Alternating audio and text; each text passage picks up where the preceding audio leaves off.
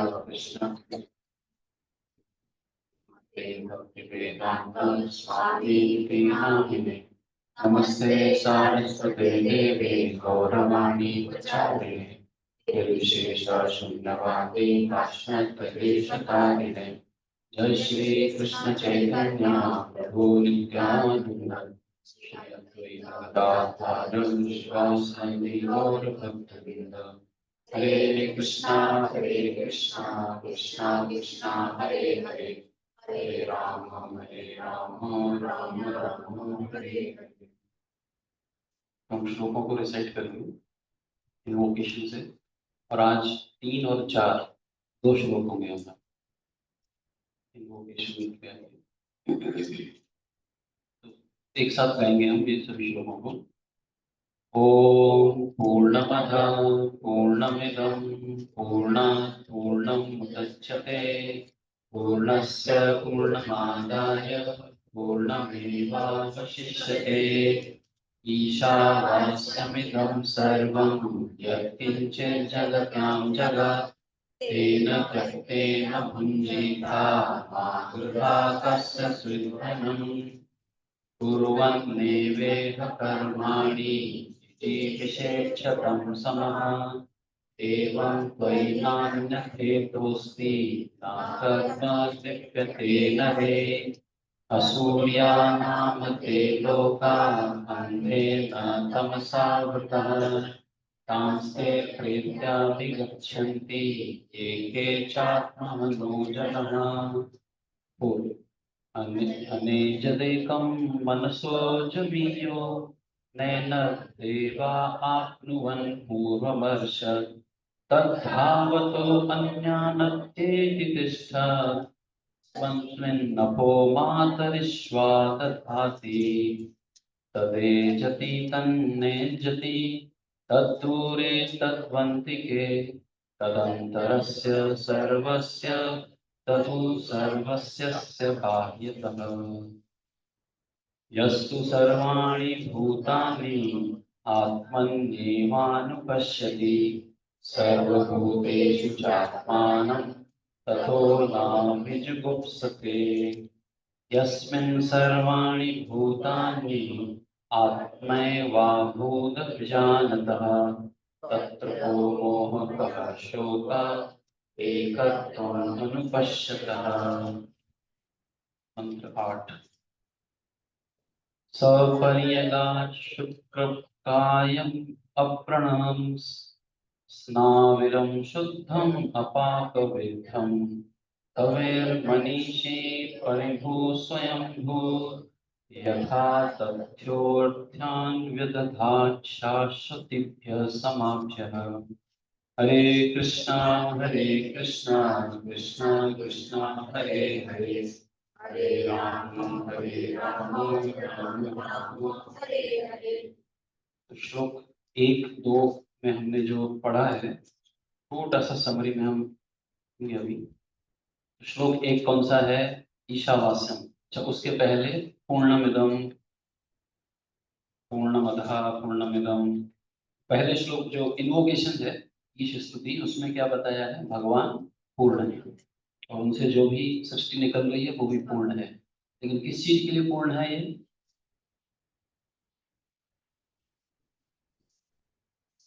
उद्देश्य क्या है? क्या उद्देश्य के लिए भौतिक जगत बनाया है?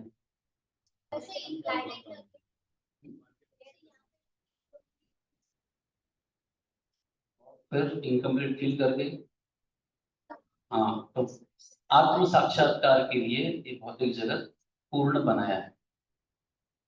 तो इसलिए भगवान पूर्ण है, भौतिक जगत पूर्ण है। अब उस ईश के द्वारा सब कुछ कंट्रोल्ड है। ईश आवास्यम इदम सर्वम, ये पहला श्लोक है। वो कंप्लीट भगवान है और उनके द्वारा ये पूरा जगत आवास्यम, आवास्यम का मतलब होता है स्वामित्व या नियंत्रित। पूरा भौतिक जगत भगवान के द्वारा नियंत्रित है। यद किंचित जगत्याम जगत, इस जगत की हर वस्तु भगवान के द्वारा नियंत्रित है। तो हमें क्या करना है फिर? अगर हर चीज भगवान के द्वारा नियंत्रित है तो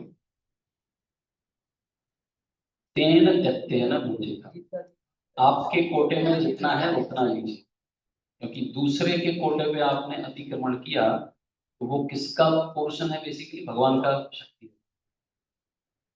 माँ कृधा कस्य शुद्धनम, दूसरे के कोटे पे आप अधिकार नहीं जमाइए।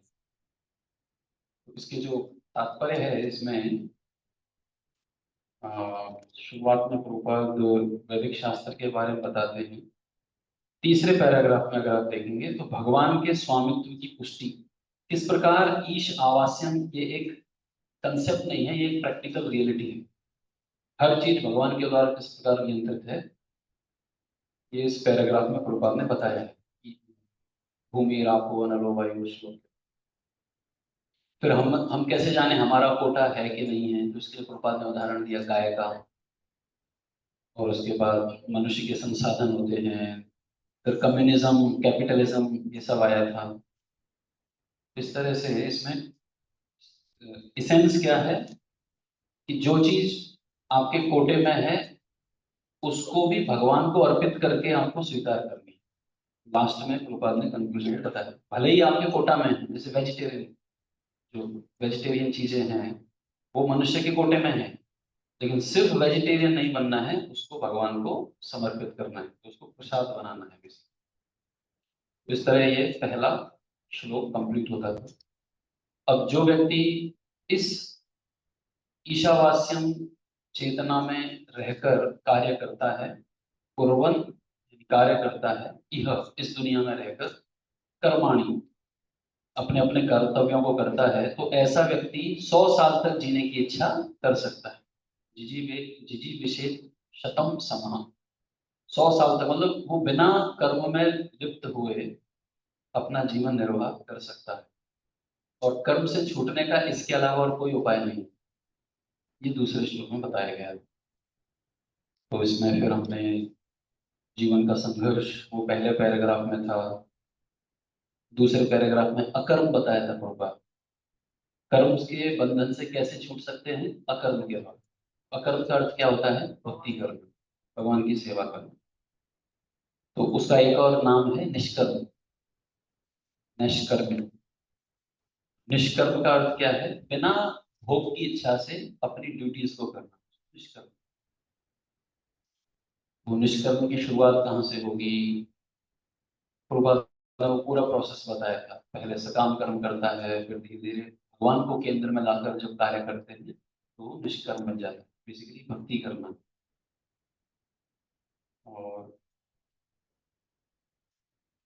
और इसमें प्रभुपाद ने ये भी बताया था कि परोपकार करना, दूसरों समाज सेवा करना और भक्ति करने में अंतर है। समाज सेवा परोपकार करने से क्या होगा? वो कर्म का बंधन छूटेगा नहीं। एक सिंपल हम्बल सर्विस जो लिखा है ना प्रभुपाद, विनीत भगवत केंद्रित जीवन ईश्वर रहित परोपकार से कहीं अच्छा है। नम्र रहकर भगवान की सेवा करना, ये समाज सेवा से भी बड़ा कार्य है। तो ये दो श्लोकों में हमने, तो पहला जो श्लोक है वो बताता है ईशावास्यम क्या है। नहीं, पॉजिटिव नहीं, पहले में है कि भगवान सबके कंट्रोलर है, अपना अपना कोटा लीजिए और कार्य कीजिए। इस कॉन्शियसनेस में अगर कोई कार्य करता है तो उसका पॉजिटिव रिजल्ट क्या होगा, वो दूसरे श्लोक में। अब तीसरे श्लोक में हम देखेंगे कि अगर ऐसा कार्य इस कॉन्शियसनेस में कार्य नहीं किया, उसका क्या रिजल्ट आने वाला। Negative result of not practising mantra one, इसको आप टाइटल दे सकते हैं तीसरे श्लोक कि एक पहले मंत्र का पालन नहीं करने का नुकसान, negative result of not practising mantra one. मंत्र वन से यहाँ पर तात्पर्य है ईशावास्यम कॉन्शियसनेस में कार्य नहीं करना, उसका क्या नुकसान होता है। तो तीसरा मंत्र 3 आप दोहराइए मेरे पीछे। असूयानाम ते लोका अंधेन तमसा वृतः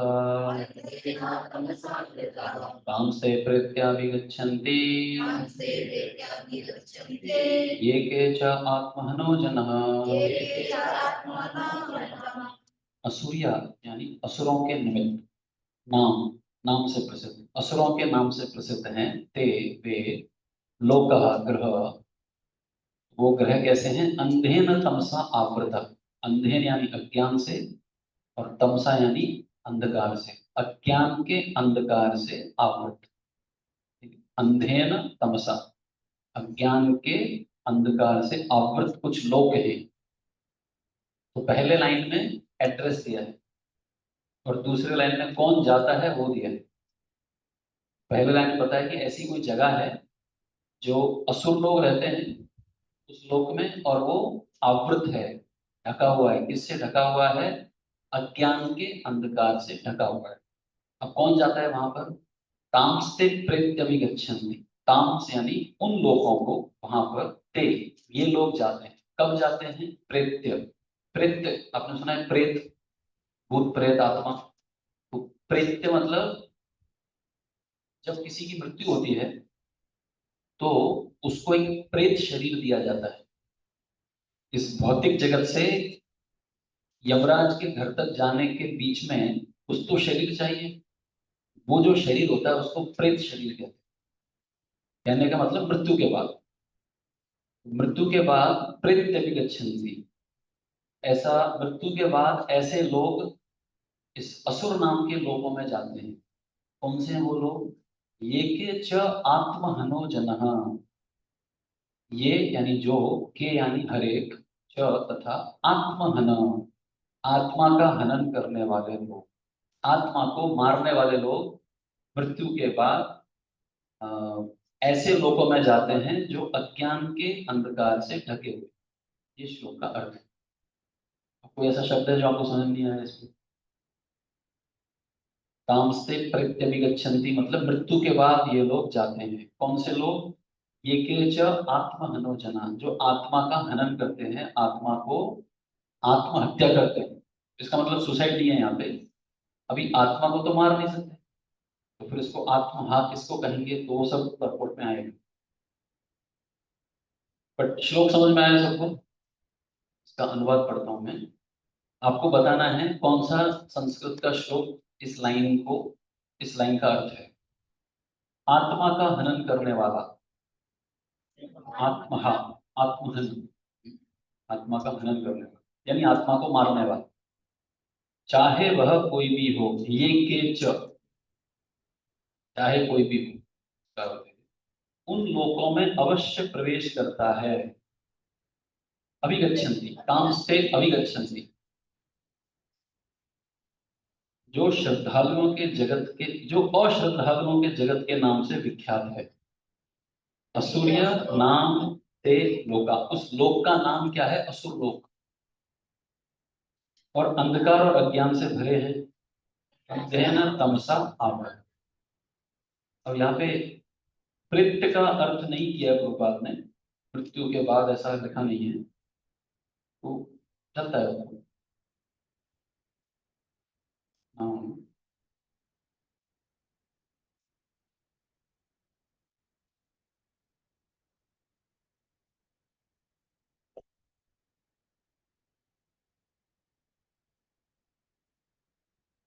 तो पहला श्लोक जो था ईशावास्यम, ईशावास्यम का अर्थ था भगवान सब कुछ कंट्रोल किए हैं, कर रहे हैं, और हमें दूसरों के कोटे पे अधिकार नहीं जताना चाहिए। लेकिन जो लोग खुद के पास जो है उससे संतुष्ट नहीं है, और जो दूसरे के पास है उसको नन कर, उसका, उसको प्राप्त करने के प्रयास में लगे हुए हैं, तो ऐसे लोगों को क्या डेस्टिनेशन है वो यहाँ पर लिखा है। जो उस चेतना में कार्य करते हैं ईशावास्यम की, उन वो 100 साल तक भी जिए तो उनको कर्म बंधन नहीं लगेगा। लेकिन जो नियमों को तोड़ते हैं उनके ऊपर ऐसे कर्म बंधन लगेंगे कि वो इस भौतिक, इस भूमंडल पे, पृथ्वी लोक पे भी जन्म लेने के अधिकारी नहीं। उनको दूसरे ही लोकों में भेजा जाता है, जो अंधकार से, बेसिकली लोअर प्लानिटरी सिस्टम। इसका मतलब ये भी हो सकता है कि निम्न योनि, पशु, जानवर, पेड़, या फिर असुर शरीरों में, जो कि लोअर प्लानिटरी सिस्टम है। भूमंडल के नीचे कितने हैं? 7। अतल, वितल, सुतल, तलातल, रसातल, महातल और पाताल। धीरे धीरे इनमें नीचे जैसे जैसे जाते हैं वो क्या बढ़ता जाता है? अंधकार और अज्ञान बढ़ता जाता है। ठीक है, अभी आत्महा शब्द का अर्थ आगे प्रभुपाद बताएंगे, वो हम देखेंगे आगे।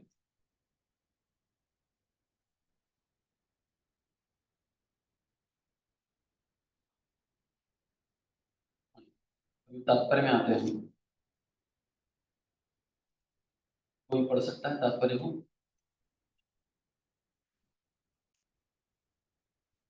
वैसे ही टेक्निक अपनाएंगे, अब तात्पर्य का पैराग्राफ पढ़ना है आप सबको, और उसका एक टाइटल देना है कि प्रभुपाद किस चीज के ऊपर यहाँ पर जोर दे रहे हैं, क्या बता रहे हैं। मनुष्य जीवन अपने भारी उत्तरदायित्वों के कारण पशु जीवन से भिन्न होता है। जो लोग इन दायित्वों से अवगत है और उसी भाव से कार्य करते हैं, वे सुर दैवी व्यक्ति कहलाते हैं। और जो इन दायित्वों की अवहेलना करते हैं या जिन्हें इनकी जानकारी नहीं रहती, वे असुर कहलाते हैं। सारे ब्रह्मांड में यही दो प्रकार के मनुष्य पाए जाते हैं। ऋग्वेद में कहा गया है कि सुर लोग सदैव भगवान विष्णु के चरण कमलों को लक्ष्य बनाते हैं और तदनुसार कर्म करते हैं। उनका मार्ग सूर्य के पथ के ही समान दैदीप्यमान रहता है। कोई टाइटल? सुर और असुर, उनका स्वभाव और उनका वर्तन, वर्तन मतलब उनका पथ, उनका रास्ता। सुर का स्वभाव और असुर का स्वभाव, इसके ऊपर चर्चा हुई है। तो तीन तरह के लोग, दो तरह के लोग हैं इस दुनिया में, प्रभुपाद बोल रहे हैं। एक सुर होते हैं, एक असुर होते हैं। गौरांग को बोलते हैं एक तरह का लोग, और वो है ससुर, एक गौरांग का वर्जन है। सुर है, एक असुर है। पूरे संसार में ऐसे ही लोग रहे हुए। 16वें अध्याय का नाम क्या है भगवद गीता? दैव असुर। उसमें शुरू के 3 श्लोकों में भगवान ने दैवी संपदा के बारे में विवरण किया है, और बाकी बचे हुए पूरे चैप्टर में किसका वर्णन है? आसुरिक संपदा। 3 श्लोकों में बस दैवी संपदा 3, बाकी का पूरा चैप्टर आसुरिक का, आसुरी का, क्योंकि ज्यादा कनेक्टेड क्या है हमसे? आसुरिक को। तो अगर सब लोग देवता लोग जैसे होते हैं, दैवी संपदा वाले होते हैं, तो उनको गीता बोलने की जरूरत ही क्या थी? तो अर्जुन जब ये सुन रहा था आसुरी संपदा का श्लोक, अर्जुन सोचने लगा, अरे मैं भी असुर जैसे ही लग रहा हूँ। भगवान ने उसको एश्योरेंस दिया, तो नहीं है, दूसरों के बारे में बोला जा रहा है। शुद्ध भक्त का गुण है, जहाँ कहीं भी कुछ ऐसा अनर्थों के बारे में बताया जाता है, वो सोचता है मेरे अंदर बहुत भरे हुए हैं। ऐसे ही परीक्षित महाराज के साथ भी हुआ था, तो परीक्षित गोस्वामी को बताना पड़ता था बीच बीच में, अरे राजा तुम्हारे लिए नहीं बोल रहा, इन लोगों के लिए बोल रहा हूँ, बाकी भौतिकवादी लोगों के लिए। लेकिन कंडीशन भौतिकवादी व्यक्ति क्या सोचता है, जैसे ही अनर्थों के बारे में चर्चा आती है, ये आजू बाजू वाले के बारे में है, और जैसे ही अच्छे गुण आ गए तो मेरे ही। शुद्ध भक्त का उल्टा कॉन्शियसनेस होता है। तो वहां पर अगर आप देखेंगे 16वें अध्याय के आसुरिक वृत्ति के बारे में, दो तरह के लोग होते हैं, एक होता है राक्षस, एक होता है असुर। क्या अंतर है दोनों में?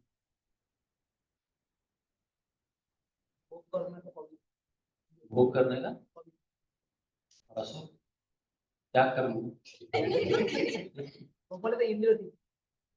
भोग और प्रति में ज्ञान अंतर है। सोचो थोड़ा, ये थोड़ा डीप क्वेश्चन। असुर और राक्षस, क्या अंतर है दोनों में?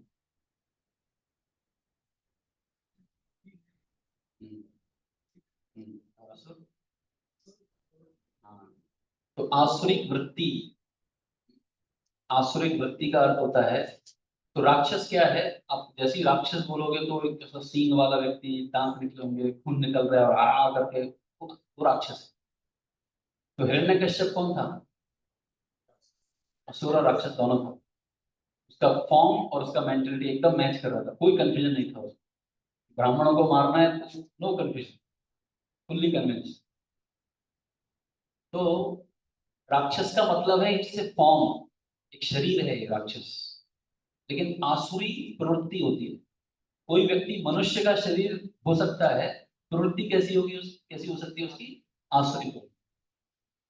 तो आसुरी प्रवृत्ति क्या है? दूसरे के कोटे पे हाथ मारना, वो आसुरी प्रवृत्ति।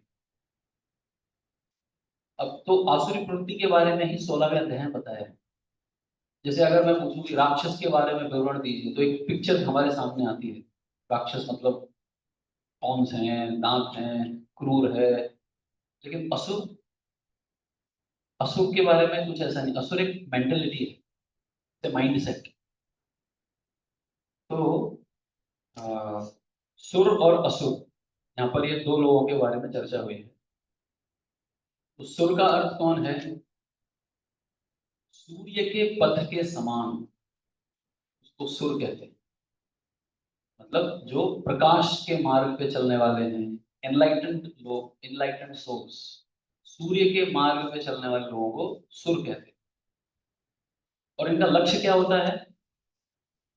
भगवान के चरण कमल, भगवान के चरण कमलों को प्राप्त करना, ये सुर लोगों का लक्ष्य होता है।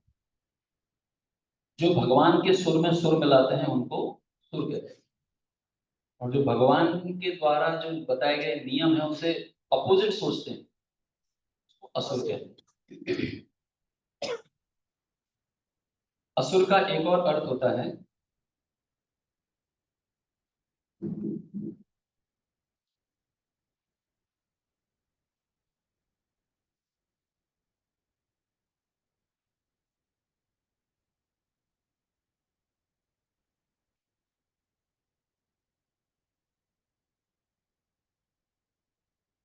असु शब्द का अर्थ होता है प्राणवायु, यानी ये शरीर। तो असु में तो जो व्यक्ति अपने शारीरिक भोग के प्रति बहुत ज्यादा चिंतित है, उसको असुर कहते हैं। असुर जो अपने शरीर के भोग को अच्छे से प्राप्त करना चाहते हैं, जिनके जीवन का लक्ष्य है सेंस ग्रेटिफिकेशन, ऐसे व्यक्ति को क्या कहा जाता है? असुर।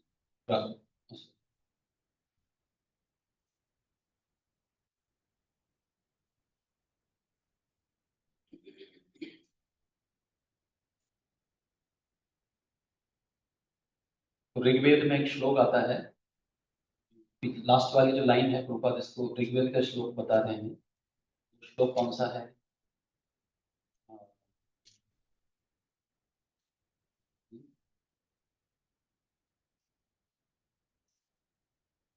भूल जाते हैं मुझे। भगवान विष्णु चरण को लक्ष्य बनाते हैं, तदनुसार कर्म करते हैं, सूर्य के समान करते हैं। ऋग्वेद का एक श्लोक है ये।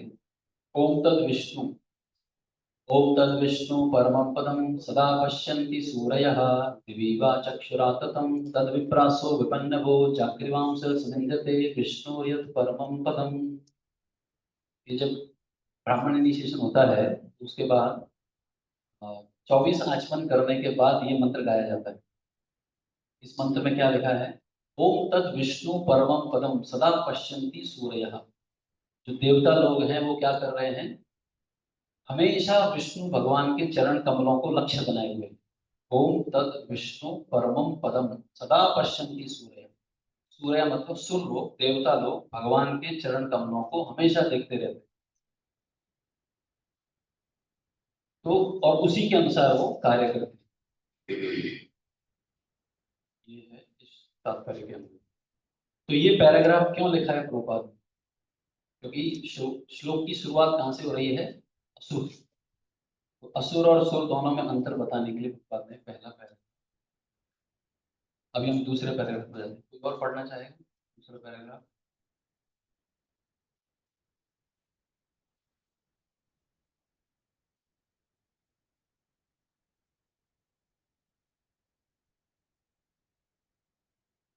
बुद्धिमान मनुष्य को सदैव स्मरण रखना चाहिए कि आत्मा को मानव शरीर देहांतरण के चक्र में लाखों वर्षों के विकास के पश्चात प्राप्त होता है। कभी कभी इस भौतिक जगत की तुलना एक समुद्र से की जाती है और इस मानव शरीर की तुलना एक दृढ़ नाव से की जाती है, जो इस समुद्र को पार करने के लिए विशेष रूप से निर्मित की गई है। वैदिक शास्त्रों तथा आचारों की तुलना पटु नाविका से की जाती है और मानव शरीर की सुविधाओं की तुलना अनुकूल मंद समीर से की जाती है, जो नाव को सरलता से इच्छित लक्ष्य तक ले जाने में सहायक होती है।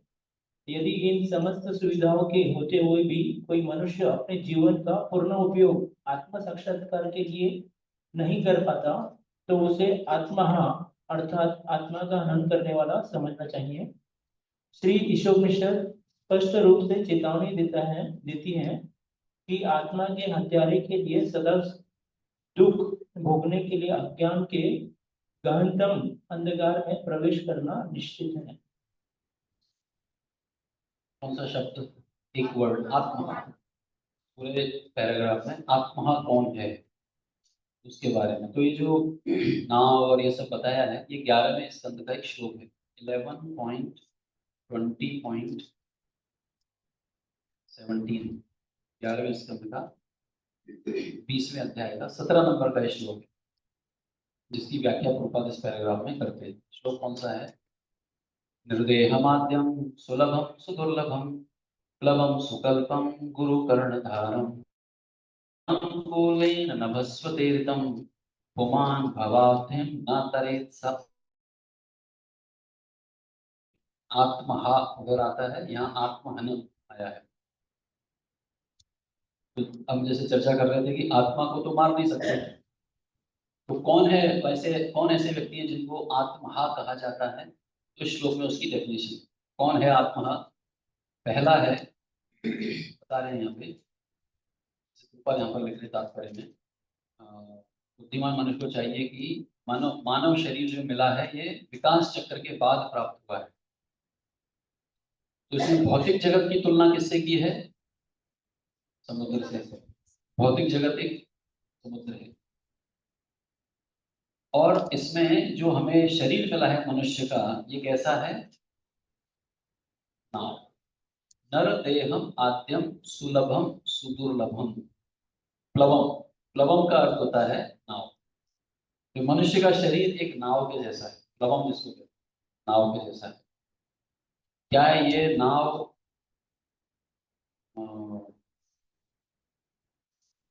आसानी से मिल जाती है कि दुर्लभ है? दुर्लभ। निर्देह माध्यम सुलभम सुदुर्लभ। दुर्लभ है लेकिन अभी प्राप्त हो गई है। हम में से कितनों ने भगवान को एप्लीकेशन डाली कि मुझे भगवान अगले जन्म में संभाजी नगर में मनुष्य का शरीर देना? नहीं डाली। मिल गया है मतलब सुलभ हो, आसानी से मिल गया है। तो मनुष्य का शरीर है, आसानी से मिल गया है। आगे तो ये जो तो नाव का कार्य क्या है? समुद्र के ऊपर नाव खड़ी है, किसके लिए नाव बनाई जाती है? पार करने के लिए, डूबने के लिए नहीं बनाई जाती है नाव। तो प्लवम सुकल्पम। सुकल्पम मतलब ये बहुत अच्छी नाव है, ये डूबने वाली, इसमें कोई ऐसा होल वाली नाव नहीं है। ये आपको सुकल्पम, जो उद्देश्य के लिए बनाई गई है उसके लिए परफेक्ट नाव है ये। इसलिए प्रभुपाद यहाँ पर लिख रहे हैं, तुलना एक सुदृढ़ नाव से की जाती है जो समुद्र पार करने के लिए विशेष रूप से बनाई गई है। अब कह रहे हैं, तीसरी लाइन में इसमें लिखा है, मयानुकूलेन नभस्वते ऋतम। अब जिस नाव में इंजन नहीं लगा है, तो वो कैसे चलता है? वो नाव बिना इंजन वाली नाव कैसे चलती है? नहीं, चप्पू नहीं, हवा से। उसमें पाल लगा, कपड़ा लगा देते हैं, और जिस दिशा में हवा बहती है उस दिशा में उसका मूवमेंट होता है। तो उन हवाओं को किससे तुलना किया गया है? वैदिक शास्त्रों से। मनुष्य के शरीर में रहकर अगर हम वैदिक शास्त्रों को सुनते रहेंगे जो हवा के जैसा होता है, तो हमारी नाव किधर चलती जाएगी? भगवत धाम की तरफ जाएगी। लेकिन हमने उल्टी हवा पकड़ ली, भौतिकवादी लोगों की न्यूज़पेपर वाली हवा, टीवी सीरियल वाली हवा, और इलेक्शन वाली हवा, और भौतिक जगत की हवा, ये सब सुन लिया तो दिशा दूसरी तरफ चली जाती, तो फिर हम भौतिक जगत की तरफ चले जाते। तो मयानुकूले नभस्वते ऋतम।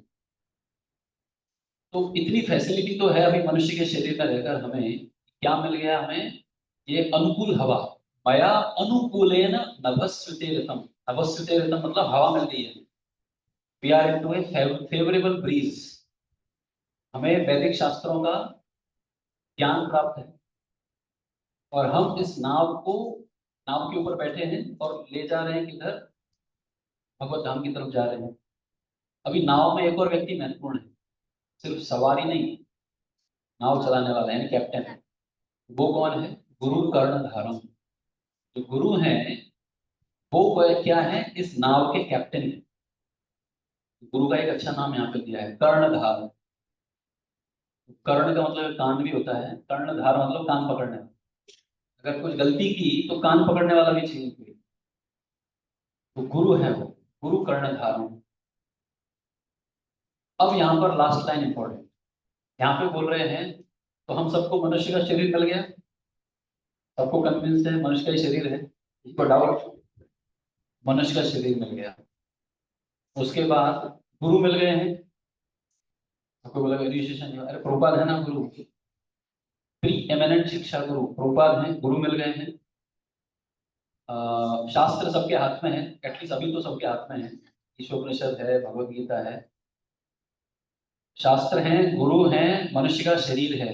इतना होने के बाद भी पुमान भवाब्धिम ना करे, इतनी फैसिलिटी मिलने के बाद भी अगर कोई व्यक्ति भौतिक जगत को पार करके भगवान के चरण कमलों तक नहीं जाता है या प्रयास भी नहीं कर रहा है, स आत्मा, वो कहलाता है आत्मा को मारने वाला। क्लियर?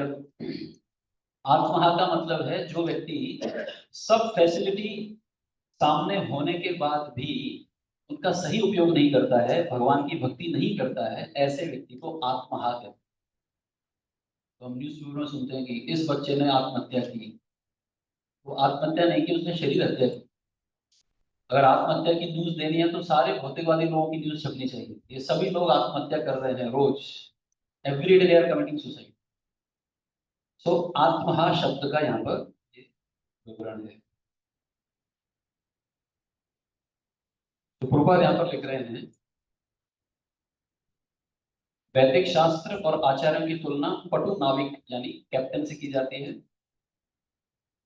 मानव शरीर की सुविधाओं की तुलना अनुकूल मंद समीर यानी हवा से की जाती है, जो नाव को सरलता से इच्छित लक्ष्य की तरफ ले जाने में सहायक होती है। यदि इन समस्त सुविधाओं के होते हुए भी, इसको अंडरलाइन कीजिए, ये जो लाइन है, यदि इन समस्त सुविधाओं के होते हुए भी मनुष्य अपने जीवन का पूर्ण उपयोग आत्म साक्षात्कार के लिए नहीं कर पाता तो उसे आत्महा समझना चाहिए।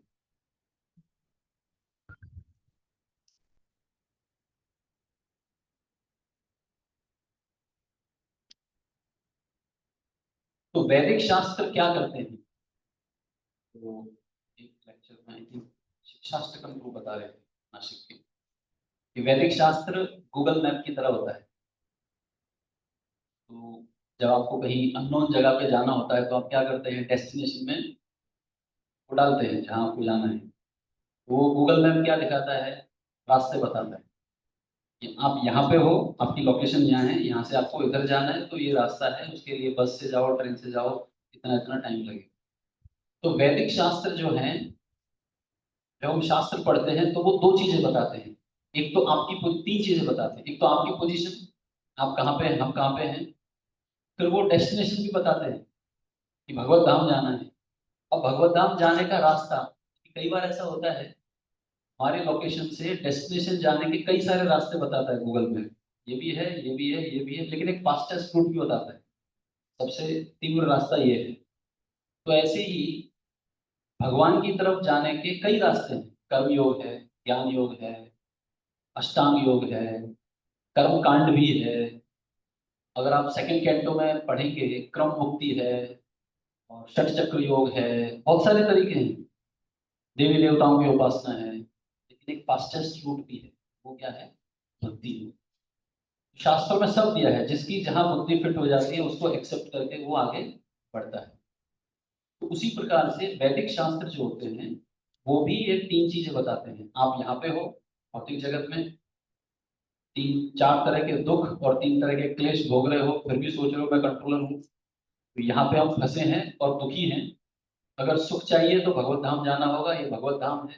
तो भागवतम में, भगवत गीता में भगवत धाम के बारे में है, और मार्ग के बारे में बताया गया है। कई प्रकार के मार्ग के बारे में भी बताया गया। तो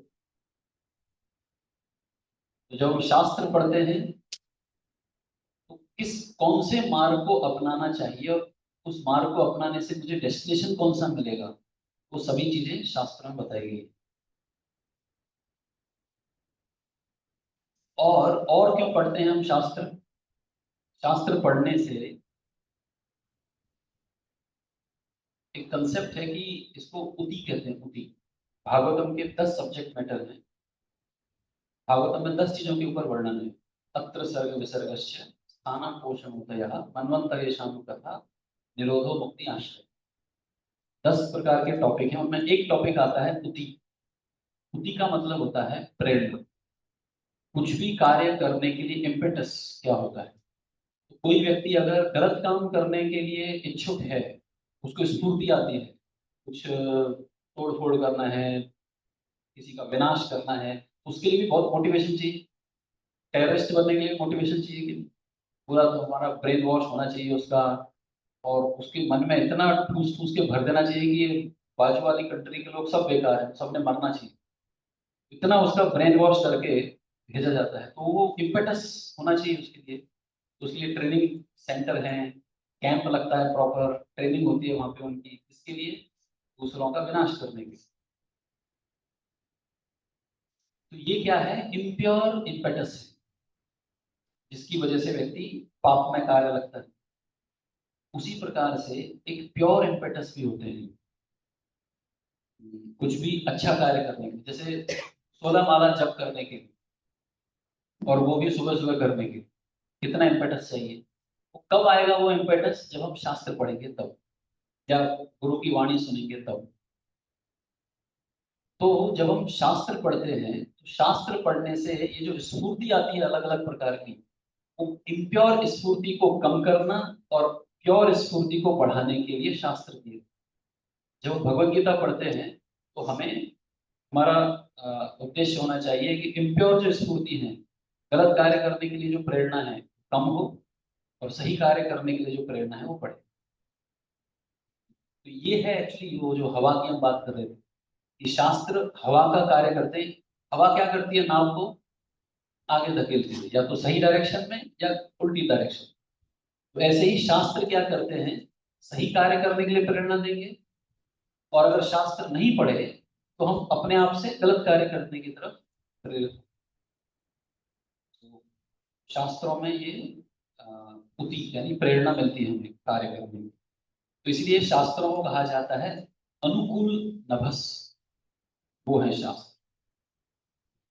और जो व्यक्ति इस सारी फैसिलिटी का उपयोग नहीं करता है वो कौन है? आत्महा है। अभी इस आत्महा शब्द को समझने के लिए थोड़ा सा हमें देखना पड़ेगा।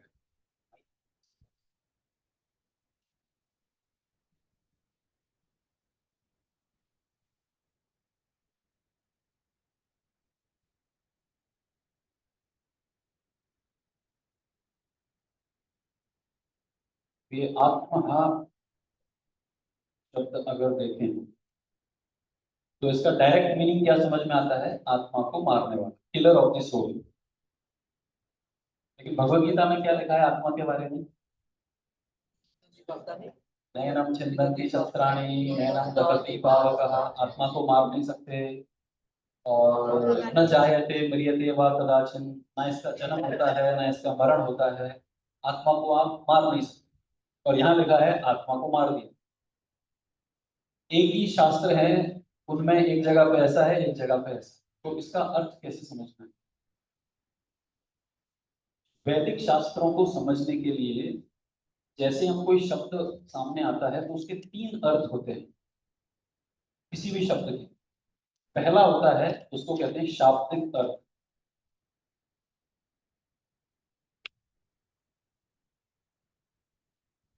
शाब्दिक अर्थ मतलब जो दिया है उसका डायरेक्ट मीनिंग, शाब्दिक अर्थ।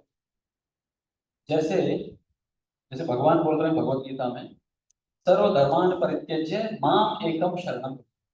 तो जहां पर जो माम शब्द है, मेरी शरण में आओ, इसका कोई घुमा घुमा के मीनिंग निकालना है कि माम का मतलब शायद कृष्ण के अंदर कोई तो अनबॉर्न अजन्मा कोई तो निराकार ब्रह्मन है, उसकी शरण जानी। तो अगर आप ये तो उसमें क्या लिखा है, माम एकम शरणम का मतलब कृष्ण की शरण नहीं जानी है। तो कृष्ण के अंदर कोई अजन्मा है, पर ब्रह्म है, सॉरी ब्रह्मन है, उसकी शरण जानी है। ये अर्थ क्यों निकाला?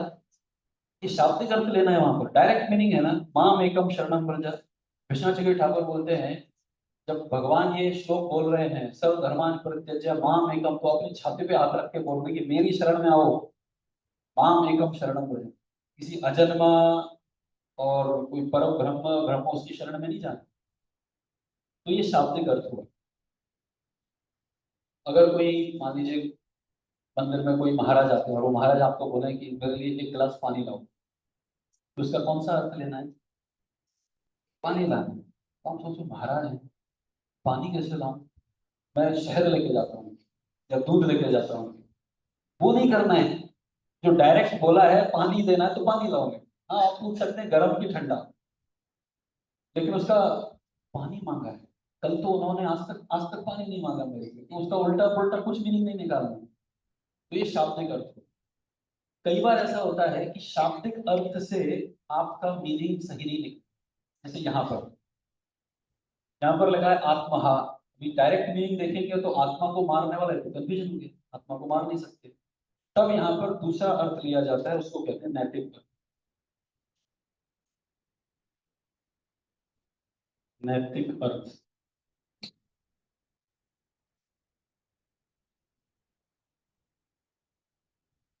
नैतिक अर्थ का अर्थ मतलब है कि अभी इसका गुरु शास्त्र गुरु शिष्य परंपरा में रहकर कुछ दूसरा मीनिंग ढूंढना पड़े। जैसे कुछ कहानियां होती हैं जिनमें हमें, जैसे रामायण, रामायण से हमें एक तो डायरेक्ट लेसन्स मिलते हैं और कुछ मॉरल वैल्यूज हमको समझ में आते हैं। और एक तीसरा होता है आध्यात्मिक अर्थ। आध्यात्मिक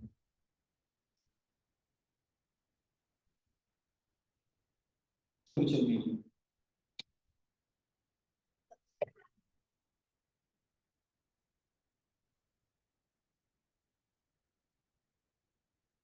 आध्यात्मिक जैसे कि रामायण की अगर उदाहरण लें, आध्यात्मिक अर्थ क्या है इसका? तो रामायण में सीता का कैरेक्टर है, सीता है, उसके बाद रावण था, उसके बाद लंका आई, और उसके बाद मारीच।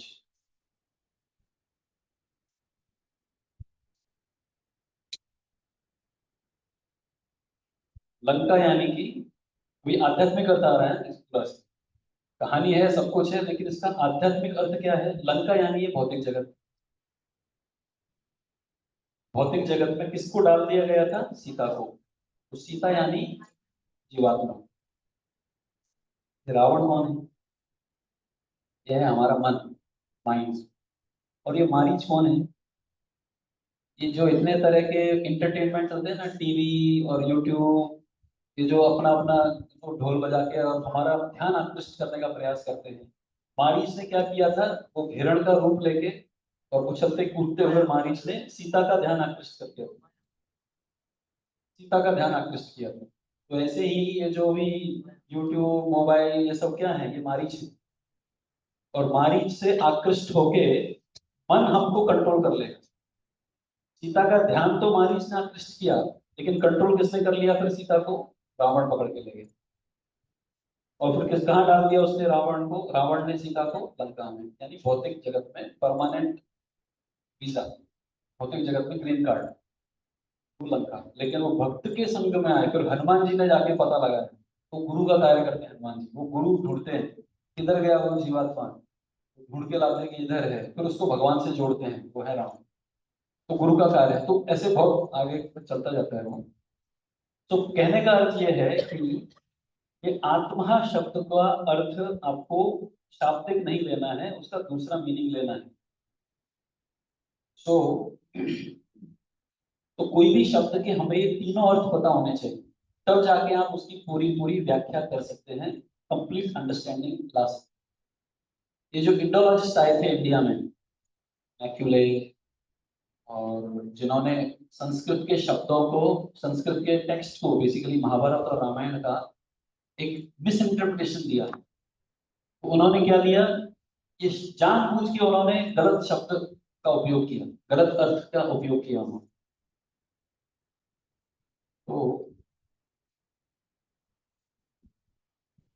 तो क्या आत्मा शब्द का हम डायरेक्ट मीनिंग ले सकते हैं? नहीं, इसको लेना पड़ेगा हमें। जैसे देखिए, कई बार हम बोलते हैं ना कि ये, हम मोबाइल का एग्जाम्पल, मोबाइल डेड हो गया, सुनते हैं कि हम मोबाइल डेड हो गया, या ये माइक्रोफोन डेड हो गया, इसका अर्थ क्या है? काम नहीं कर रहा है, जिस काम के लिए इसको बनाया था वो काम नहीं कर रहा है, उसको कहते हैं ये मोबाइल डेड हो गया, फोन डेड हो गया। पहले होता था ना लैंडलाइन, लैंडलाइन डेड हो गया, वो काम नहीं कर रहा है। तो आत्मा मर गया, इसका अर्थ क्या है? आत्मा को मार दिया, मतलब आत्मा का कार्य था कुछ, क्या था आत्मा का कार्य? आत्म साक्षात्कार। मनुष्य के शरीर में रहकर उसने आत्मा के स्तर पे कार्य करना चाहिए, तो जो व्यक्ति आत्मा के स्तर पे कार्य नहीं कर रहा है, उसने क्या कर दिया? आत्मा को मार दिया।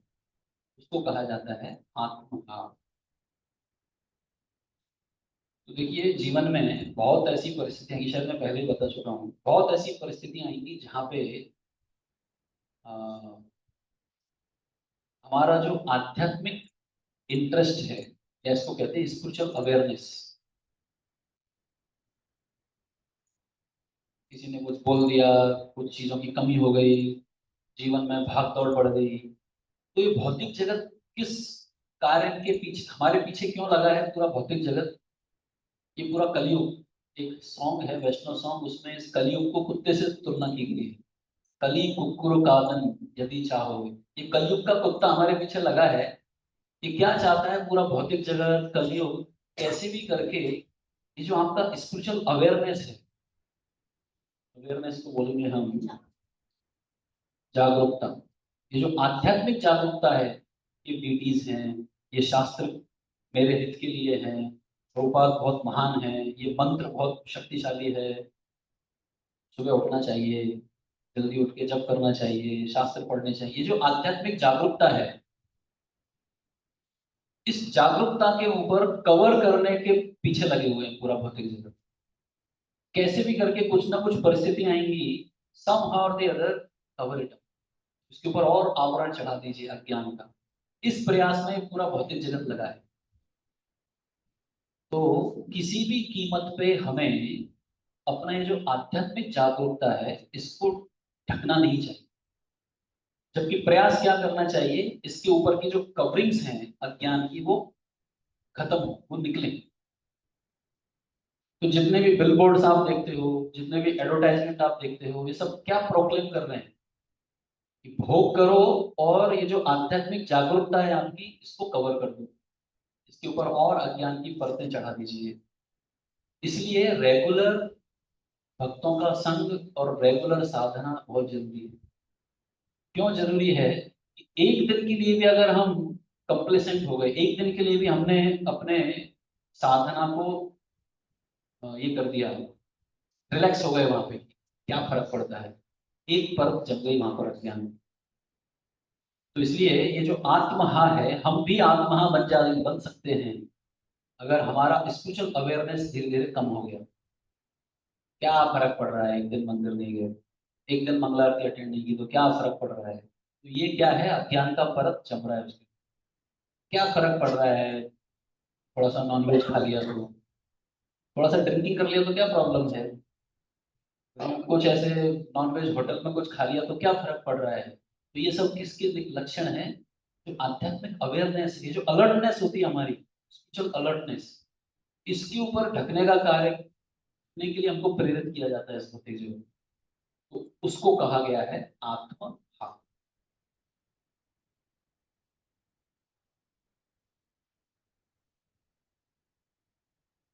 We should protect our spiritual awareness at any cost. तो ये है वास्तव में मनुष्य जीवन का लक्ष्य, कि उस आध्यात्मिक अवेयरनेस को, आध्यात्मिक कॉन्शियसनेस को बढ़ाया जाए धीरे धीरे जितना ज्यादा हो सके। अब आप देखिए अपने जीवन में, जब आप भक्ति में आए थे शुरुआत में, कितने अवेयर थे आध्यात्मिक चीजों के? किसी को बताना पड़ता है कि ये प्रभुपाद हैं, ये अमेरिका गए थे, ये भगवत गीता है, ये डीटीज हैं। धीरे धीरे वो अवेयरनेस बढ़ता है। आज का जो हमारा लेवल है, और 10 साल पहले, 5 साल पहले जब भक्ति में आए थे, उस समय जो अवेयरनेस था उसमें अंतर है। तो प्रयास करना चाहिए अवेयरनेस बढ़ता जाए, इतना बढ़े, भगवत गीता खोले और एक शब्द के ऊपर ही चिंतन करने में, मनन करने में समय जाए, उतना अवेयरनेस बढ़ना चाहिए कि इस श्लोक के अंदर और क्या हो सकता है, इसमें प्रभुपाद ने और क्या बोला है। तो आप इसी पुस्तक को जब 2 साल बाद पढ़ेंगे, तो वही लाइन आपको और अच्छा मीनिंग समझेंगे, ज्यादा अच्छे से समझ में आएगा। क्यों? क्योंकि अवेयरनेस बढ़ गई। तो हमें प्रयास तो कब होगा? वो जब रेगुलरली आप प्रयास कर रहे हैं उस अवेयरनेस को बढ़ाने। अगर नहीं कर रहे हैं तो हम कौन बन जाएंगे? आत्मा। हाँ, ओके, नेक्स्ट अगले पैराग्राफ में हम जाते हैं। अगले पैराग्राफ में क्या बताया है मैं पहले बता देता हूँ, फिर और अच्छे से समझ में आएगा। तो प्रभुपाद अगले पैराग्राफ में हाई कोर्ट जज का एग्जांपल देते हैं। किसी भी कोर्ट में एक जज होता है। जज का काम क्या है? एक पैराग्राफ लिखेगा, दोनों तरफ की सुनेगा, और एक पैराग्राफ लिखेगा और वहां से उठ के चला जाएगा। कितना देर काम किया जज ने? लिखने का, सुनने का काम किया थोड़ा, लिखने का काम एक पैराग्राफ। अब उसी कोर्ट में एक क्लर्क भी बैठा होता है, जो इसकी बात सुनेगा, टाइप करेगा, इसकी बात सुनेगा, टाइप करेगा, और ऐसा पूरा पोथी देके जज को देगा। जज उसको पढ़ता भी नहीं है, और पूरा बिजी है, वो फुल्ली बिजी क्लर्क। काम किसने ज्यादा किया? क्लर्क ने कि जज ने? सैलरी किसकी ज्यादा? न्याय के मंदिर में अन्याय। कोर्ट में जो ज्यादा मेहनत कर रहा है उसको 8-10 हजार 15 हजार रुपए की सैलरी, और जज की सैलरी कितनी होती है? लाखों में होती है।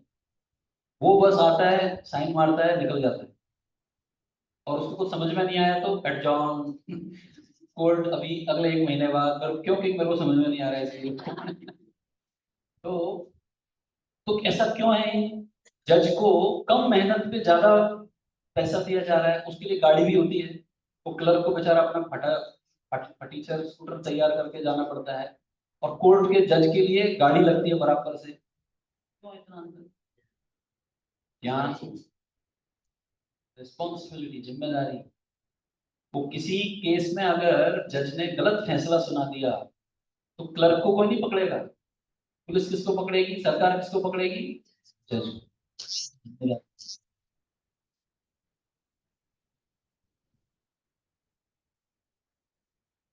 जिम्मेदारी है, इसलिए उस जज को फैसिलिटी दी गई है, उसको सैलरी है, कार है, सब कुछ है। क्यों? क्योंकि जिम्मेदारी बड़ी महान है, उसकी बड़ी है जिम्मेदारी, बड़ी। क्लर्क की जिम्मेदारी क्या है? किसी दिन अगर लाइट बल्ब चेंज करना है तो वो उसका काम है, या फिर कुछ लिखना करना है। क्लर्क ने थोड़ी बहुत गलती कर भी दी तो वो किसकी जिम्मेदारी है? जज की। तो ऐसे ही रूपा ध्यान तो लिखते हैं, मनुष्य जीवन में फैसिलिटी है जानवरों से अच्छी कि नहीं? जानवर कपड़े पहनते हैं? रेमंड शॉप, पीटर इंग्लैंड, सब में नहीं जाते जानवर। क्यों नहीं जाते? जरूरत नहीं है। मनुष्यों को फैसिलिटी है, खाने की फैसिलिटी है, ईटिंग, स्लीपिंग, मेटिंग, डिफेंडिंग, उसकी अच्छी फैसिलिटी मनुष्य को दी है। फैसिलिटी अगर अच्छी मिल रही है, इसका अर्थ क्या है? रिस्पॉन्सिबिलिटी है। वो रिस्पॉन्सिबिलिटी का अगर उपयोग नहीं, रिस्पॉन्सिबिलिटी का अगर उसने सही से जिम्मेदारी नहीं निभाई, तो फिर क्या होगा? उस फैसिलिटी को खींच लिया जाए, उस फैसिलिटी से उसको अलग कर दिया जाए। ये बात प्रोपा यहाँ पर पता है इस पैराग्राफ में। तो मनुष्य ने अपनी जिम्मेदारी समझनी चाहिए, और उस जिम्मेदारी के अनुसार कार्य करना चाहिए। कोई पढ़िए इस पैराग्राफ।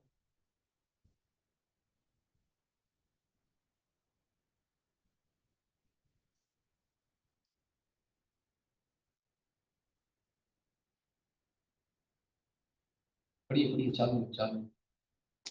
जबकि शुक्र, कुकुर, ऊंट गाधे इत्यादि को अधिक आर्थिक आर्थिक आवश्यकताओं उनको इतनी ही महत्वपूर्ण है जितनी हमको हमारी आवश्यकताओं है।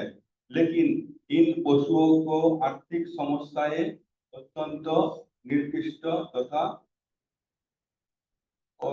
अरुचिकर परिस्थितियों में हालांकि फल की जाती है।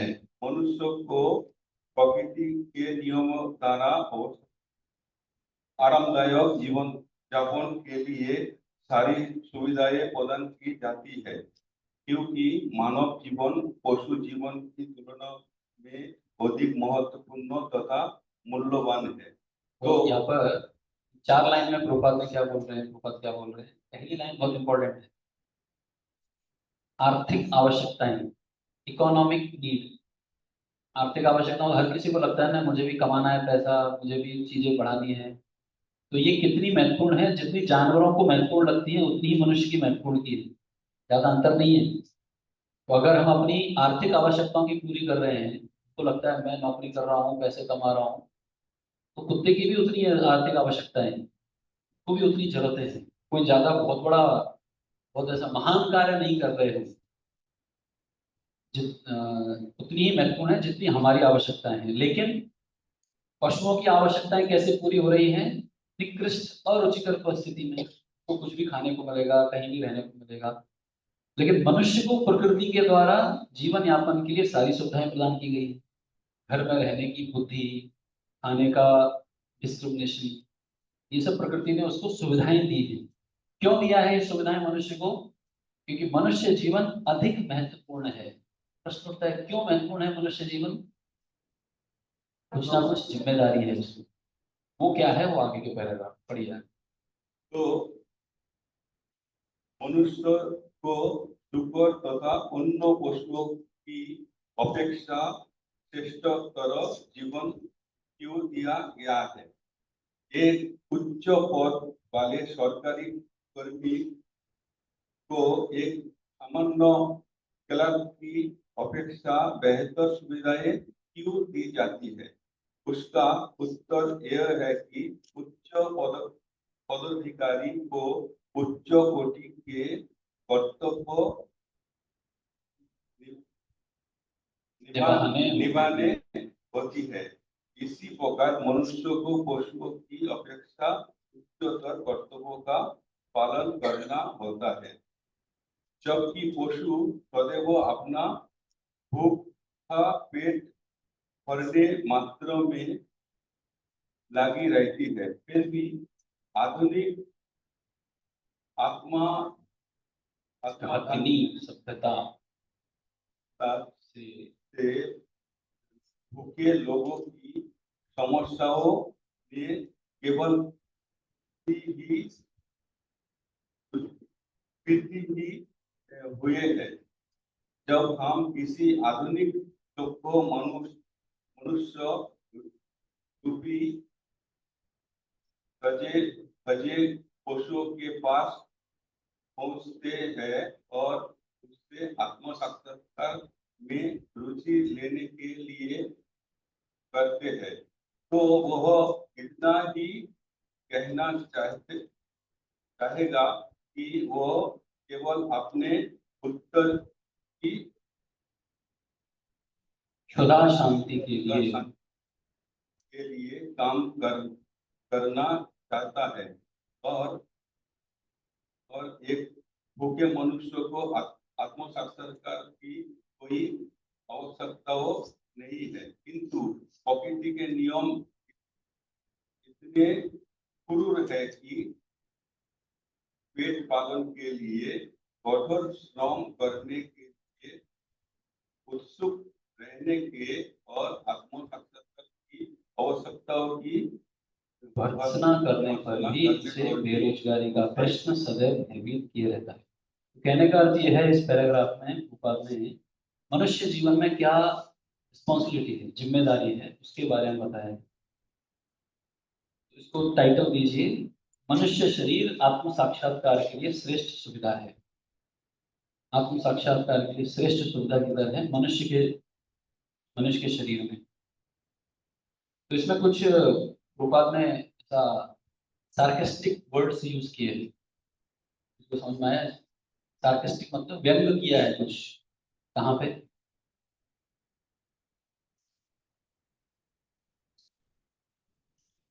सजे धजे पशु।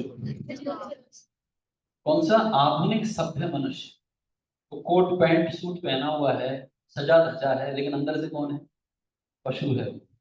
क्यों है वो पशु? और ऐसे पशु के पास आप जाओ कि चलो भगवत गीता का क्लास है, वो क्या बोलेगा? वो इतना ही कहेगा कि अपनी उदर की क्षुधा शांति, यानी भूख मिटाने के लिए मैं पैसे कमा रहा हूँ और मुझे अपने पेट की भूख शांत करनी है। और भूखे मनुष्य को आत्म साक्षात्कार की कोई आवश्यकता नहीं है। तो बोलते हैं ना, क्या मंदिर में हरे कृष्णा करने से पेट भर जाएगा? तो आके देखो, पेट इतना भरेगा कि बाद में आपको डॉक्टर के पास जाना पड़ेगा। तो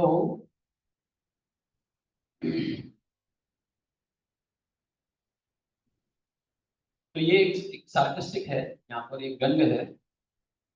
अभी लास्ट लाइन जो है प्रभुपाद ने बहुत अच्छी लिखी है।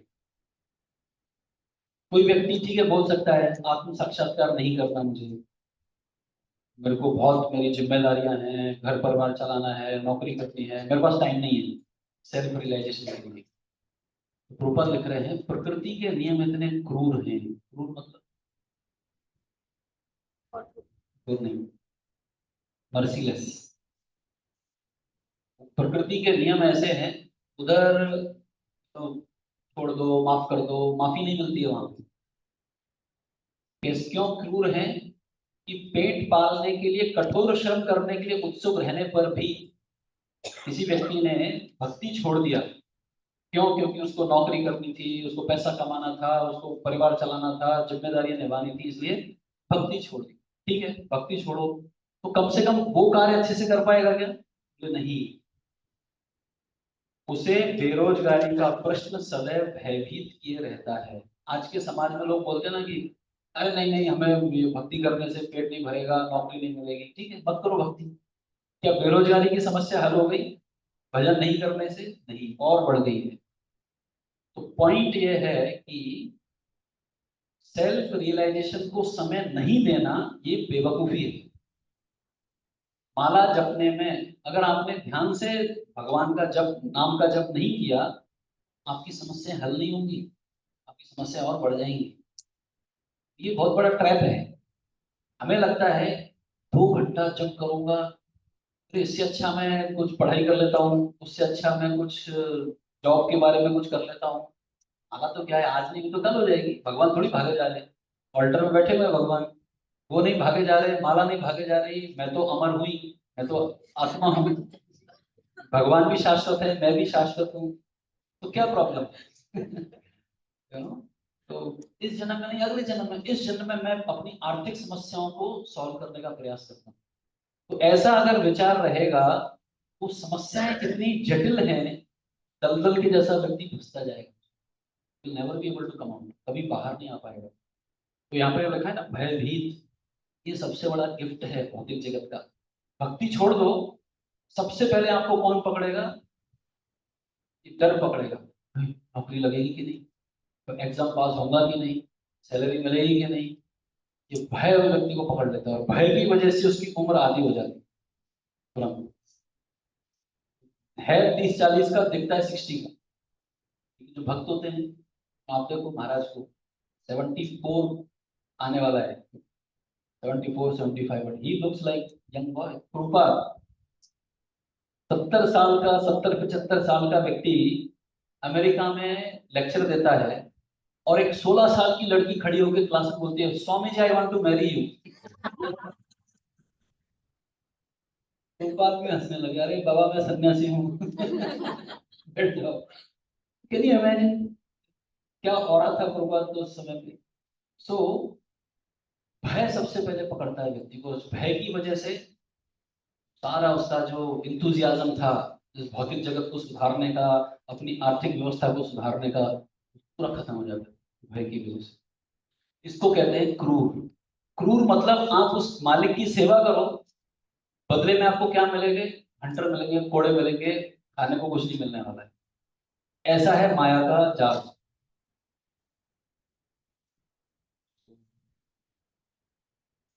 तो सॉल्यूशन क्या है? सॉल्यूशन है, ऐसा लग सकता है कि भक्ति करने में मेरा समय जा रहा है, इसलिए मार्गदर्शन में रहकर एक बैलेंस्ड तरीके से हमें भौतिक अ, जिम्मेदारी और आध्यात्मिक जिम्मेदारी दोनों का बैलेंस तरीके से निर्वहन करना चाहिए। किधर भी हमने कॉम्प्रोमाइज किया तो गड़बड़ होने वाली।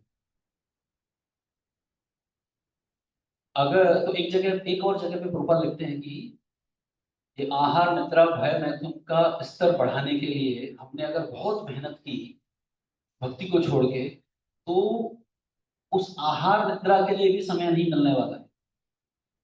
कितने सारे लोग हैं बॉम्बे में, बॉम्बे टू पूना रोज ट्रेवल करते हैं, वो 4 घंटा अप 4 घंटा डाउन, 8 घंटे का तो ट्रेवल होता है, और कम से कम 10 घंटा उसको अपना जॉब करना पड़ेगा। 8 से 10 घंटे जॉब किया, 8 घंटे का ट्रेवल किया, सोने के लिए कितना टाइम? 5 है, घर में आके सोना ही कैसे जाता ना, खाना भी है, घर वालों के लिए समय भी है। तो जितना हम इस भौतिक जगत के पीछे भागेंगे, ये खाने सोने के लिए टाइम नहीं मिलने वाला है। और किसके लिए काम करना शुरू किया था? जॉब क्यों करता है व्यक्ति? खाने के लिए। उसी के लिए टाइम नहीं। खाने के लिए क्या मिलेगा? 2 वड़ा पाव 1 चाय, ये उसका डाइट है। और ऐसा करके करके भाग दौड़ करते करते 50-55 में राम नाम सब।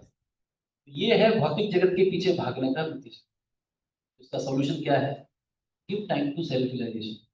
भक्ति करने के लिए, माला करने के लिए, भजन करने के लिए थोड़ा समय देना चाहिए। ये यहाँ पर प्रभुपाद यहाँ पर। Next paragraph.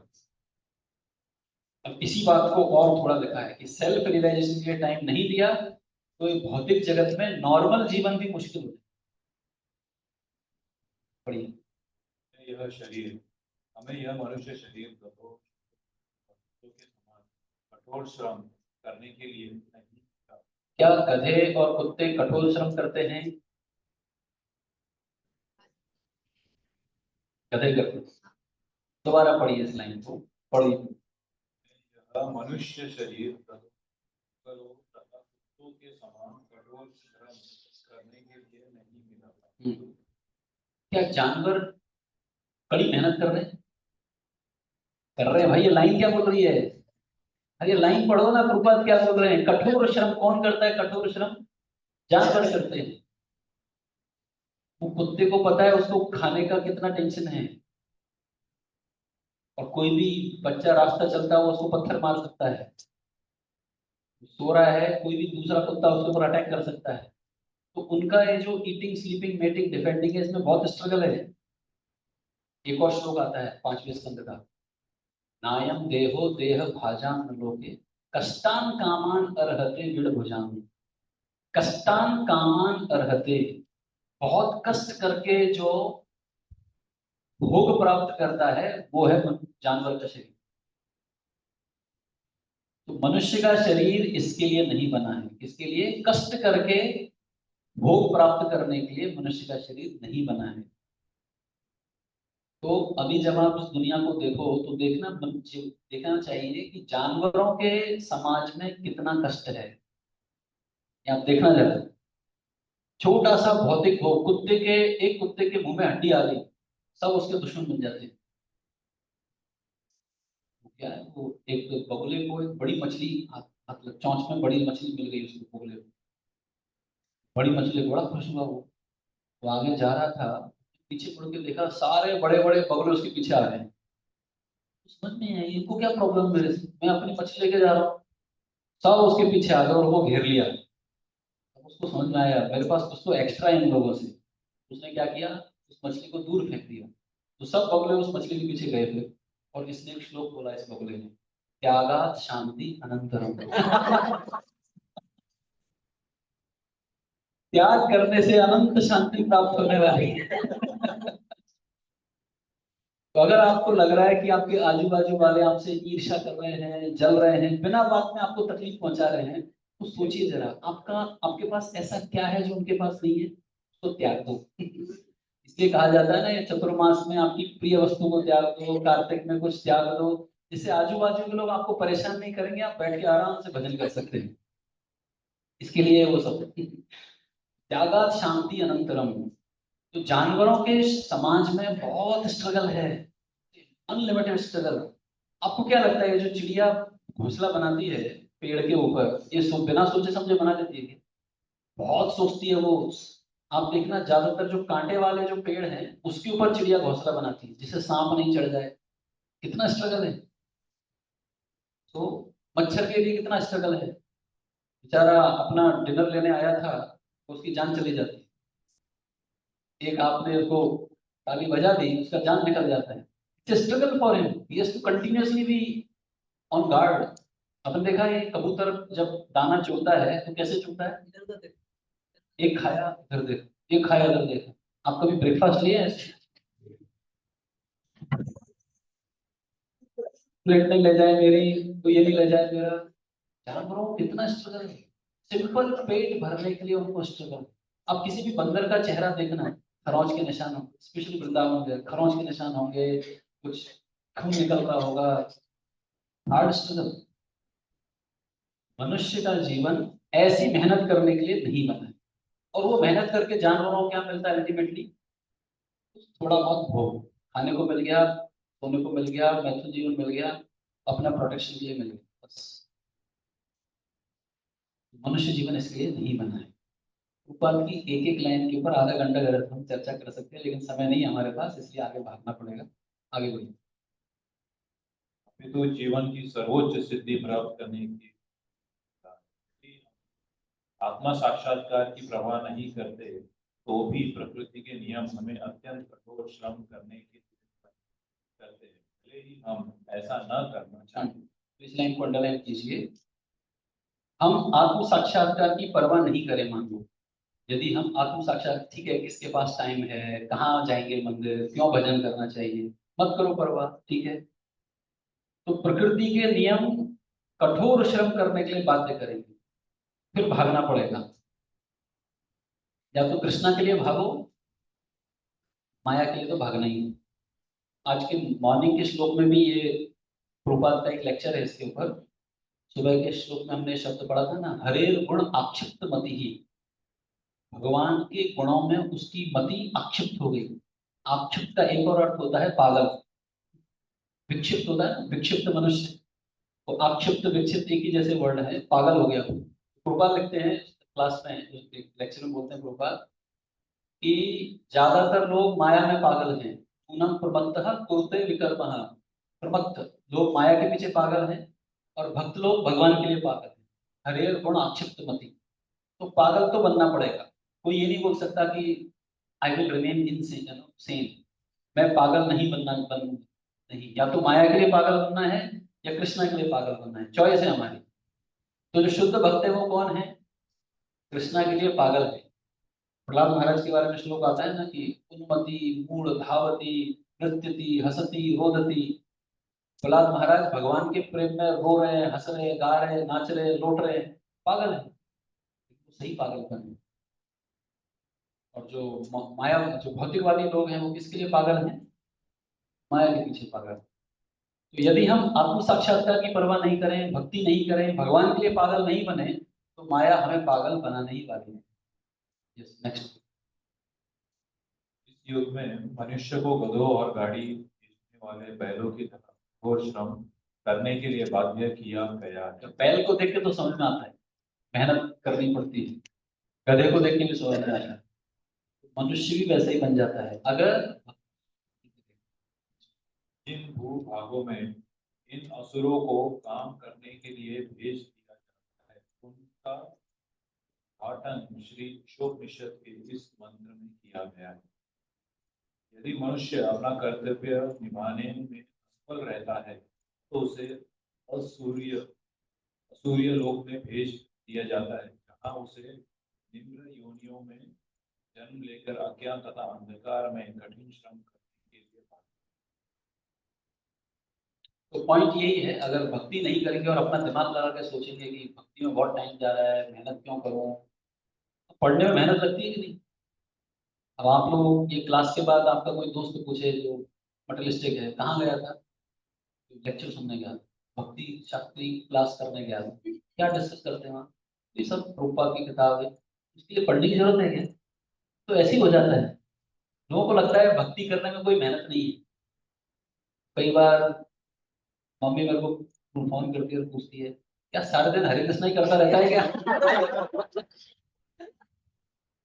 घर वालों को लगता है ये आदमी मंदिर में बैठे सब करताली बजाता है। बोलते मेहनत कर, थोड़ा कमा और फिर डोनेशन दे मंदिर में, क्या ये मंदिर में बैठ के करताल बजाता है, तो समझा ही नहीं पाता कि मैं क्या मेहनत कर रहा हूँ।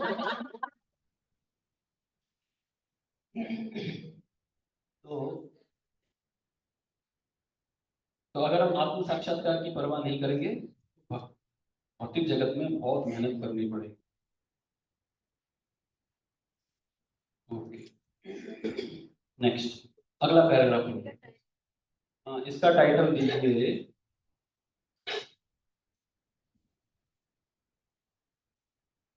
आत्म साक्षात्कार ना करने का नुकसान। आत्म साक्षात्कार का प्रयास नहीं करने का नुकसान, क्या नुकसान होगा, भौतिक जगत में कठोर श्रम करना पड़ेगा, फिर हम में और जानवर में कोई अंतर नहीं रह जाएगा। आत्म साक्षात्कार नहीं करने का नुकसान। अगला पैराग्राफ पढ़िए। अब अगले पैराग्राफ में क्या है, अगर कोई आत्म साक्षात्कार कर रहा है लेकिन ढंग से नहीं कर पाया, मान लीजिए तो आत्म साक्षात्कार में बहुत अवरोध आ रहे हैं, नहीं कर पा रहा है, तो उसके फायदे, इनकम्प्लीट आत्म साक्षात्कार करने से क्या फायदे हो सकते हैं, वो है अगला पैराग्राफ। पिछले पैराग्राफ में क्या था, अगर भौतिकता के पीछे आप पूरी तरह से भागे भी तो कुछ नहीं मिलने वाला। आत्म साक्षात्कार में आपने थोड़ा सा ही प्रयास किया तो उसके क्या फायदे होंगे, तो हम लिख सकते हैं इसका टाइटल आत्म साक्षात्कार के फायदे। भले ही प्रयास अपूर्ण रहे फिर भी। यस, पढ़िए नेक्स्ट।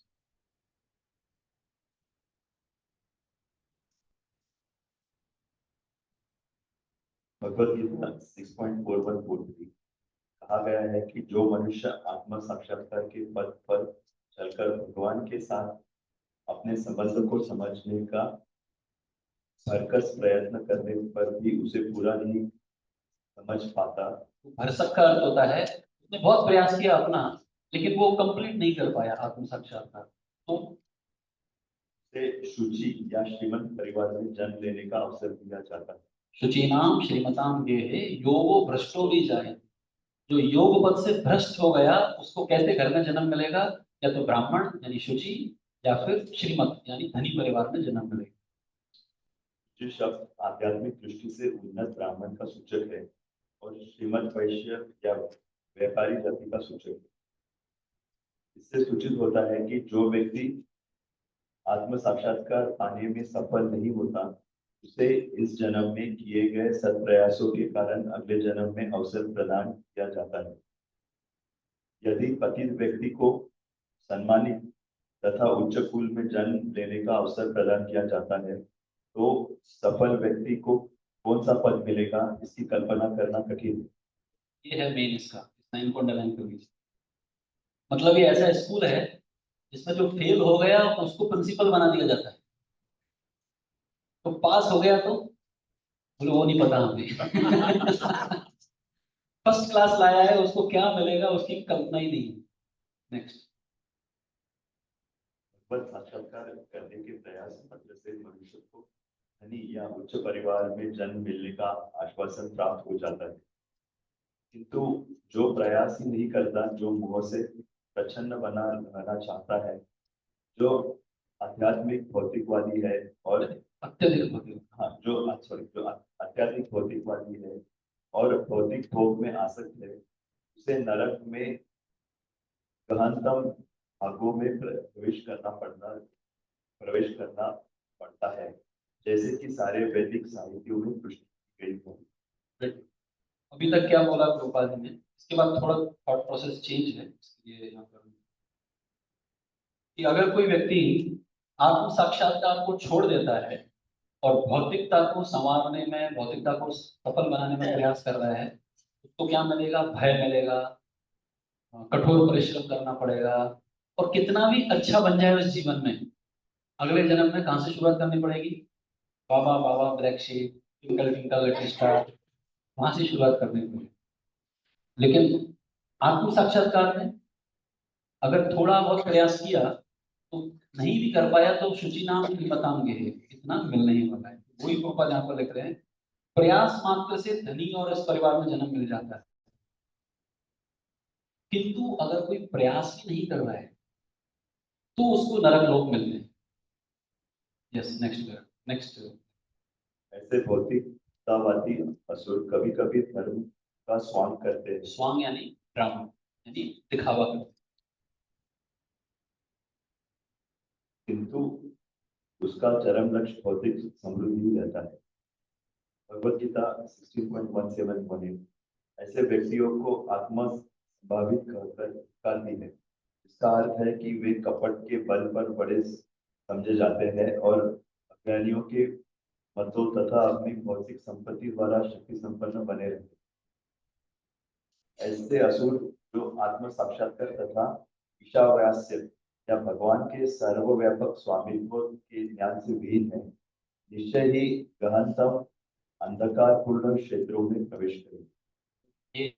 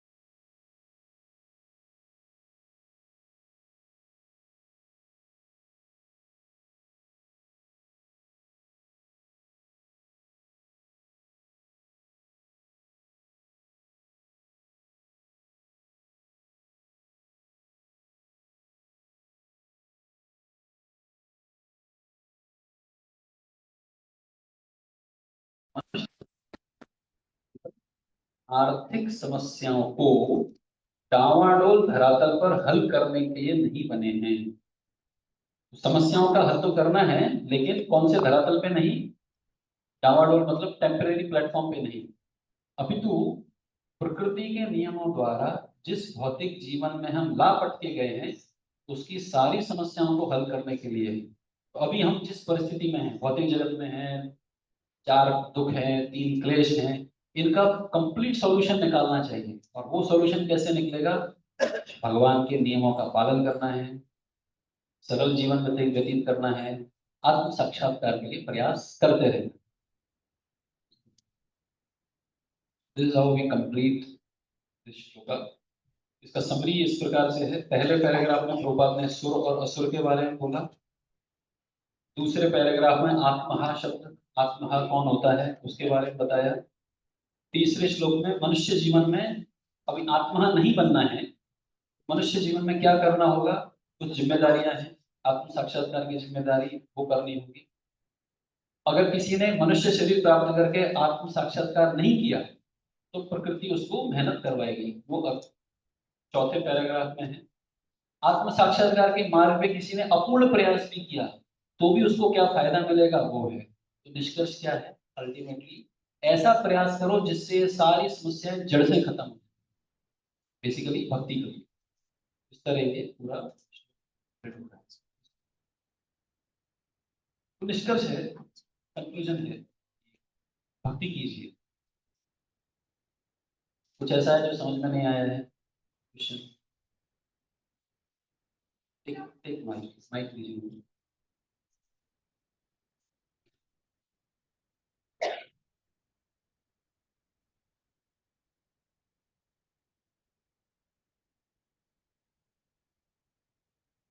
Hare Krishna.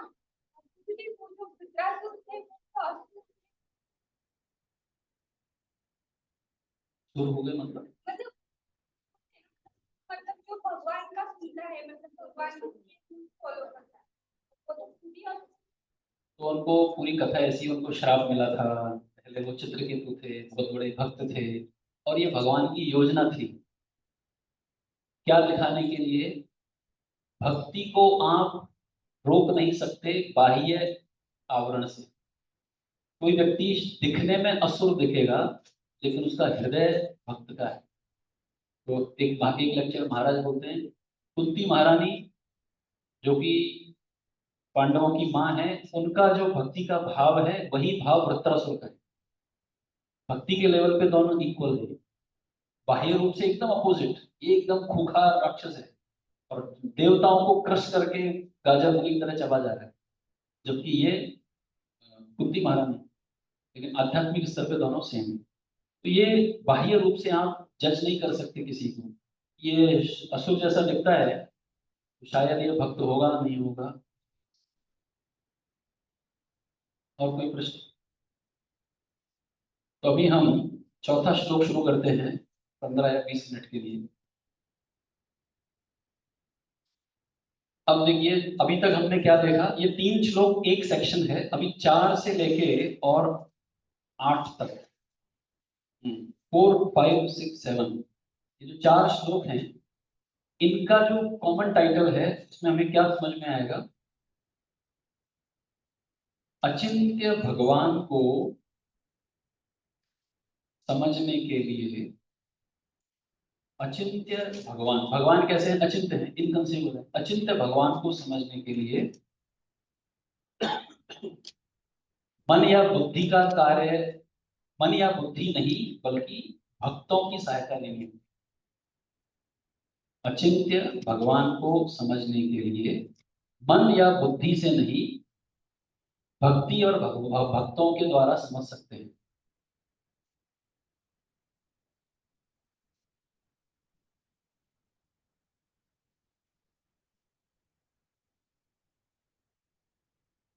तो इन्वोकेशन जो प्रेयर्स थे, अचिंत्य भगवान को मन और बुद्धि से नहीं, भक्ति और भक्तों के संग से समझ सकते हैं। क्यों समझना है भगवान को? इस उपनिषद का नाम क्या है? ईशोपनिषद। ईश के बारे में इसमें चर्चाएं होंगी।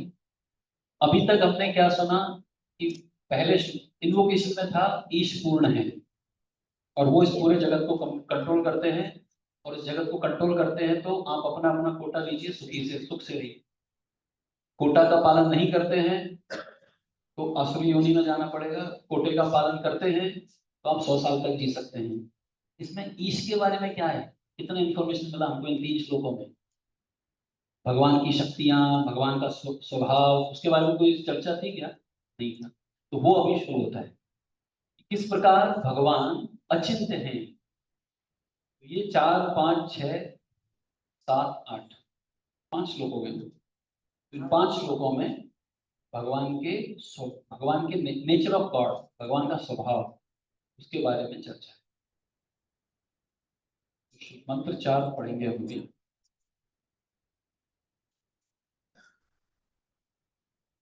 अनेजदेकं मनसो जगन्यो नैन देवा आप्नुवन् पूर्वमर्श तद्धावतो अन्यान्यत्ते वितिष्ठन्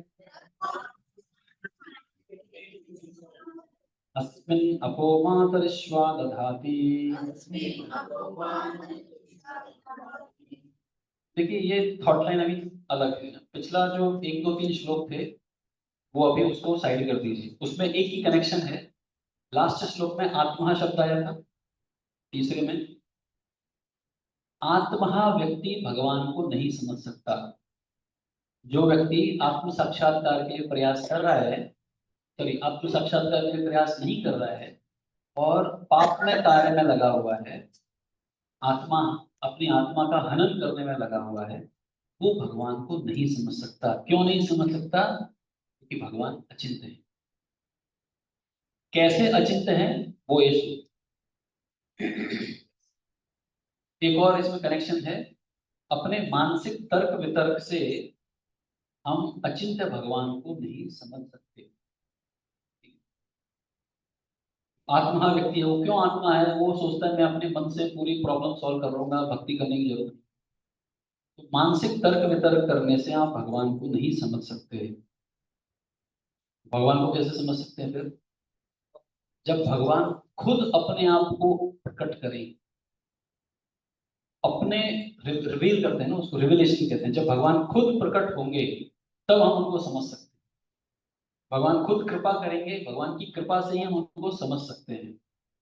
अपने मानसिक तर्क वितर्क से आप भगवान को नहीं समझ सकते। तो ये थीम है आगे आने वाले श्लोकों में, और ये कनेक्शन है। आत्मा व्यक्ति नहीं समझ सकता। कौन समझ सकता है? तो जिसके ऊपर कृपा हो गई है भगवान की, वो समझ सकता है। क्यों समझ सकता है ऐसा? कि भगवान कैसे हैं? अचिंत्य है। किस प्रकार अचिंत्य हैं? तो ये श्लोक है। अनेजत एकम मनसः जवीय। अनेजत का अर्थ है स्थिर। वर्ड टू वर्ड पढ़ रहा हूं मैं श्लोकों में। अनेजत का मतलब अनइजत, चलता नहीं है, स्थिर है, एक ही जगह पे बैठे हुए हैं।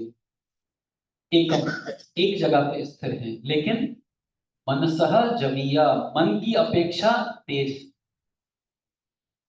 ऐसा कैसे हो सकता है? एक जगह पे बोल रहे हैं, भगवान एक ही जगह पे बैठे हुए हैं, गोलोक एव जगसती, भगवान एक ही जगह पे बैठे हैं, लेकिन मन से भी तेज भाग सकते हैं। आगे देखते हैं। अब भगवान मन से भी तेज भागते हैं, कोई उनको पीछे भाग के पकड़ सकता है क्या? कह रहे हैं ना, ना एनम, ना एनत, इस परमेश्वर को, एनत मतलब इस भगवान को, देवा यानी इंद्र जैसे देवता, आप ना आपनुवन, ये ना पीछे आएगा। एनम, एनत, एनत यानी इस परमेश्वर को, देवा ना आपनुवन, ना आपनुवन यानी उनको पकड़ नहीं सकते देवता। कैसे? पूर्वमर्शत, तेज भाग के, भगवान से तेज भागकर देवता लोग भगवान को नहीं पकड़ सकते। हमारा भी देवः एनत न आपनुवन पूर्वमर्शत। पूर्वमर्शत यानी उनसे तेज भागकर देवता लोग भगवान को नहीं पकड़ सकते। तद धावतो अन्यान अत्यति तिष्ठन्, तद यानी वे भगवान, धावतः दौड़,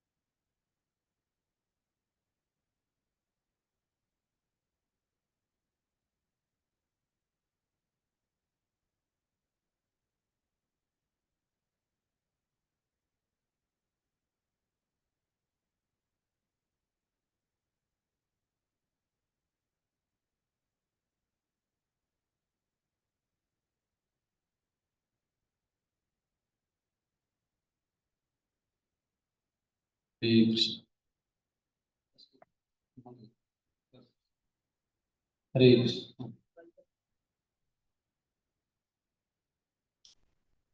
तो पहली लाइन में क्या बोला है? अनेज देखम मनसो जबियो, भगवान एक जगह पे स्थित हैं लेकिन मन से भी तेज भागते हैं। कि मन की तुलना क्यों, मन की दौड़ से या मन की स्पीड से क्यों तुलना की गई है? सूरज की किरण को पृथ्वी तक आने में कितना समय लगता है? 8 मिनट 20 सेकंड, 8.20 मिनट्स लगता है। माइंड को सूरज तक पहुंचने में कितना टाइम लगता है? पहुंच गया, जैसे ही सोचा पहुंच गया। ये है मन की गति। क्योंकि भगवान कौन है? मन से भी मतलब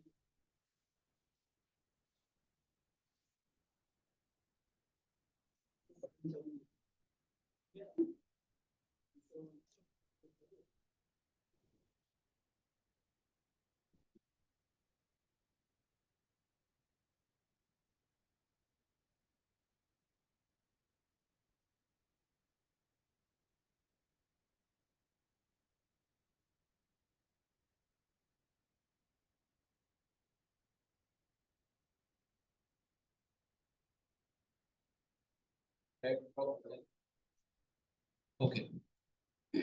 तो मन की गति क्या है? एक क्षण में हम जहां सोच रहे हैं वहां पहुंच जाते हैं। इसलिए कहा जाता है you are where your mind is. Class में बैठे हैं लेकिन अगर मन लगा हुआ है घर में, तो हम कहाँ हैं? तो इसलिए एक और रजिस्टर होना चाहिए अटेंडेंस का, मेंटल अटेंडेंस। मन कहाँ पे है? भगवान कौन है? मन से भी तेज भागने वाले। अब अगली लाइन, कोई रेस लगाए अगर भगवान से, तद धावतो अन्यान अत्येति तिष्ठन। बैठे बैठे भगवान रेस जीत जाएंगे। ये है नेक्स्ट लाइन। उनको कोई व्यक्ति, दौड़ने वालों को भगवान बैठे बैठे पीछे छोड़ देते। तद धावतो अन्यान अत्येति तिष्ठन। तिष्ठन मतलब ये बैठे हैं, बाकी लोग भाग रहे हैं, और रेस कौन जीतेगा? भगवान। ये है भगवान। अस्मिन अपो, अस्मिन यानी तस्मिन यानी उनमें, आपह वर्षा मातरिश्व, वायु और जल के देवता दधाती पूर्ति करती हैं। और भगवान कैसे हैं? कि जितने भी देवी देवता हैं, बारिश करने वाले, हवा के देवता, उन सबको कंट्रोल करने वाले। तो डिस्क्रिप्शन सुन के ऐसा लगता है बहुत बड़ा माफिया गुंडा है, एक जगह बैठा है, सबको कंट्रोल कर रहा है, वो इधर से भाग के उधर गया फिर भी ये पहले पहुंच जाता है, जैसा अंडरवर्ल्ड का डॉन है कोई। तो ये भगवान है यानी। तो धीरे धीरे जब उनकी पर्सनैलिटी के संपर्क में आते हैं तब समझ में आता है कि ये, इनके पास बहुत गुण हैं, लेकिन उन गुणों का उपयोग वो कहाँ कर रहे हैं? भक्तों की सेवा में ही करते हैं। Therefore, he is having a very sweet personality. तो किसी किसी व्यक्ति के पास पावर आ जाती है तो वो व्यक्ति कैसा बन जाता है? whimsical बन जाता है, या फिर एरोगेंट बन जाता है पावर आने के बाद। लेकिन भगवान ऐसे नहीं है, उनके पास शक्तियां बहुत हैं, होने के बाद भी वो दयालु, इसीलिए वो अचिंत्य है। तो ये यहाँ पे भगवान के जो पर्सनैलिटी है उसके बारे में यहाँ ये 4-5 श्लोकों में आगे आने वाला।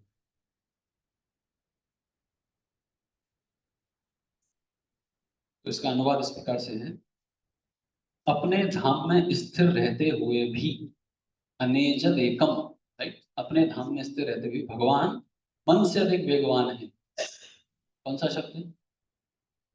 मनसो जवीयो, मन से भी ज्यादा वेगवान है। और अन्य समस्त दौड़ने वालों को पीछे रख सकते हैं। ये कहाँ पे?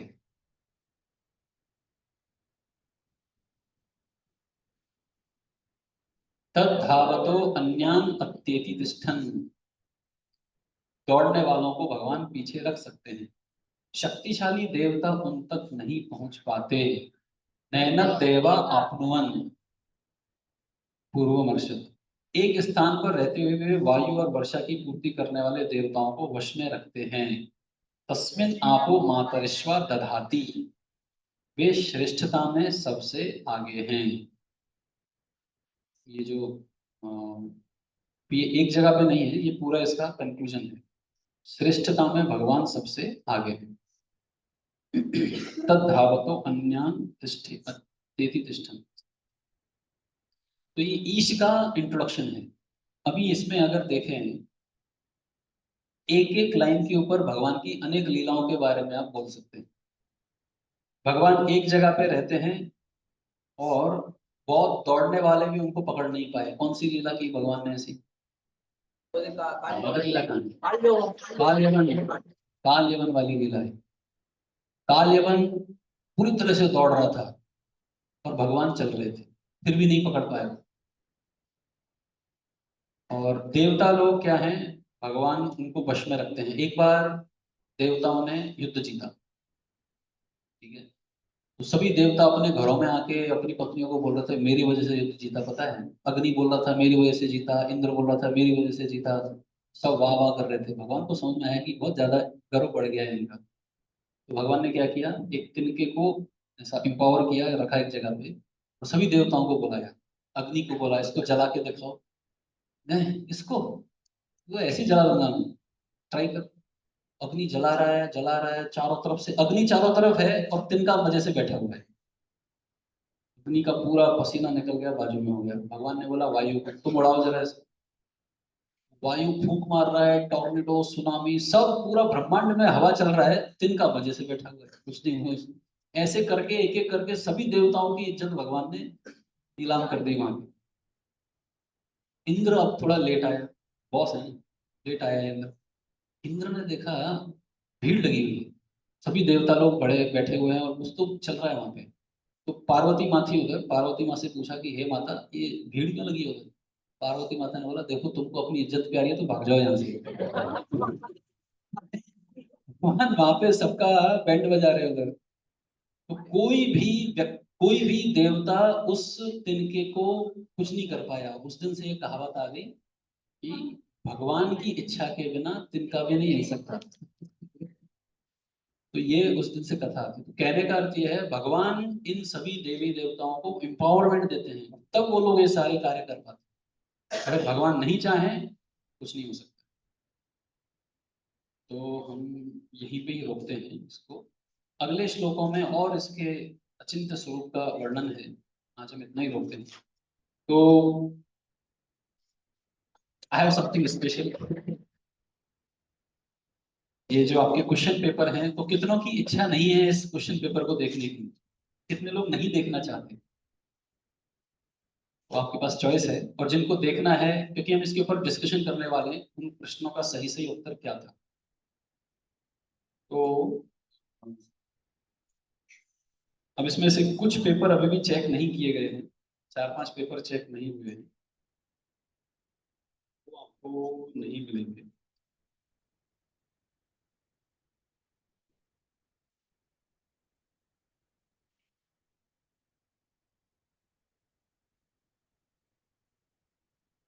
हाँ, वो can you help me distribute this. तो आपको अपने ही पेपर देखने हैं।